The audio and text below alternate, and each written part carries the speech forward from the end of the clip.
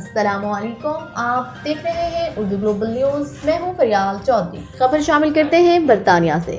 برطانیہ کے نامور سوالسٹر بلال کی جانب سے مانچسٹر ٹاؤن میں کرسمس کی خوشیوں میں شریک ہوملیس لوگوں کے لیے کھانے کا انتظام۔ اس موقع پر ایم پی افضل خان نے گلوبل فاؤنڈیشن کے کردار کی تعریف کی۔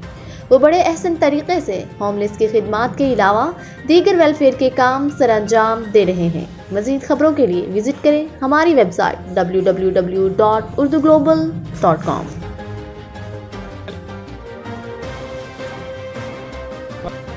کہ انہوں نے کرسمس ایو پر ایک انتہائی اچھا پروگرام کیا اور انہوں نے اس بات کا ثبوت دیا کہ مسلمان کا فرض صرف مسلمانوں کی مدد کرنا ہی نہیں بلکہ دیگر مذاہب اور اقوام کو بھی اپنی خوشیوں میں شامل کرنا ہے۔